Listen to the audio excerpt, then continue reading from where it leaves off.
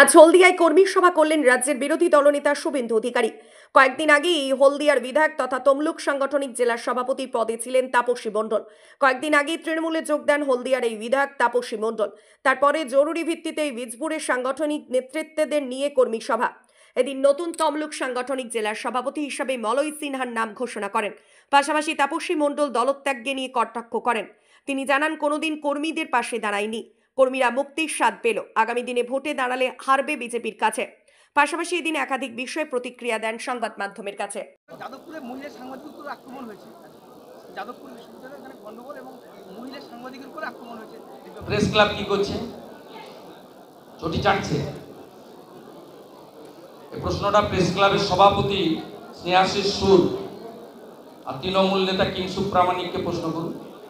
Press ক্লাবের সচিব আমাকে করবেন। আর পা ছড়ুন, কিচ্ছু হইব না এই জেলাতে।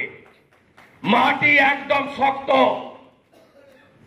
আপনার তোষণের রাজনীতির এই জেলা বিরোধিতা করে, আপনার সাম্প্রদায়িক রাজনীতি এই জেলা বিরোধিতা করে। আপনি দুর্গাপূজার বিসর্জনের দিন বদলে দেন মহরমের মিছিল যাবে বলে। এই জেলা আপনাকে ঘৃণা করে। আপনি সরস্বতী পুজো বন্ধ করেছেন, এই জেলা আপনাকে ঘৃণা করে। আপনি অযোধ্যার রাম মন্দিরের দিন কলকাতার পার্ক সার্কাসে মিছিল করেছেন, তাই এই জেলা আপনাকে ঘৃণা করে। আপনি 66 কোটি হিন্দু অমৃত স্নান করেছে প্রয়াগরাজে মহাকুম্ভে, আপনি মৃত্যু কুম্ভ বলেছেন, তাই আপনাকে এই জেলা ঘৃণা করে। কতজন স্নানে গেছিলেন? হাত তুলুন। কতজন স্নানে গেছিলেন?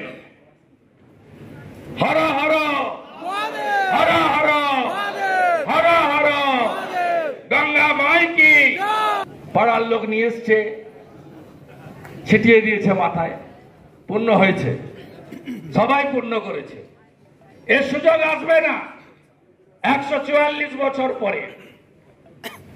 আপনি পারবেন না কিছু করতে।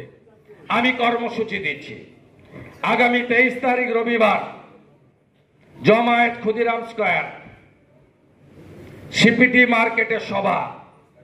নবনির্বাচিত তমলুক সাংগঠনিক জেলার সভাপতি মাননীয় সাংসদ দুজনকে সম্বর্ধনা দেওয়া হবে। 23 তারিখ আমি উপস্থিত থাকব। 5টা মণ্ডলে 3টে কর্মসূচি নিতে হবে ডেট নিয়ে। একটা এক্স-এমপি দিব্যেন্দু অধিকারী 5টা মণ্ডলে আপনাদের সঙ্গে মিলিত হবে, গ্রাম দর্শন বা ওয়ার্ড দর্শন। অশোক দিন্দা রাজ্যের সম্পাদক ময়নার এমএলএ, তিনি 5টা মণ্ডলে একদিন করে আপনাদের সঙ্গে প্রবাস করবেন। সাংসদ অভিজিৎ বাবু 5টা মণ্ডলে জনসংযোগ করবেন। তার পার্লামেন্ট 20 তারিখ শেষ হয়ে যাবে। পীযূষ বারিক মহোদয় কথা বলে ডেট নিয়ে নেবেন।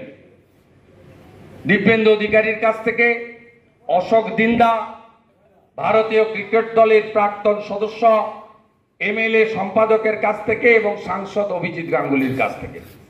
5টা মণ্ডলে আমি আমার সময় মতো 23 তারিখের আগে কেবলমাত্র ওই মণ্ডলের অ্যাক্টিভ সদস্যদের সঙ্গে কোনো একজন অ্যাক্টিভ সদস্যের বাড়িতে একটু বসার জায়গা যার বাড়িতে আছে, এসি লাগবে না, উঠান তাকিয়ে দিয়ে দেবো সন্ধ্যায় অন্য জায়গা থেকে ফেরা যাতায়াতের পথে। না, আমি আমার মতো দিয়ে দেবো। 1 দিন 2 দিনে আমি করে দিতে পারি বা 3 দিনে করতে পারি, 1টা 2টো করে। এই কর্মসূচি শেষ হওয়ার পরে 23 তারিখে সকলে বিকেল বেলা জমায়েত করবেন ক্ষুদিরাম স্কয়ারে। 18 তারিখে উচ্চ মাধ্যমিক শেষ হয়ে যাবে, মাইক ব্যবহারের অনুমতি পাবেন এবং একটা বড় সমাবেশ সিপিটি মার্কেটে হবে। আর শ্রীরাম যে রামনবমী জন্ম আমাদের উৎসব কমিটি তৈরি হয়, হলদিয়াতে আছেন আমাদের পরিবারের লোকরা আছেন যারা রামনবমী সংগঠিত করেন, আছেন তো? আপনারা কালকে ইন্টিমেশন দিয়ে দিবেন।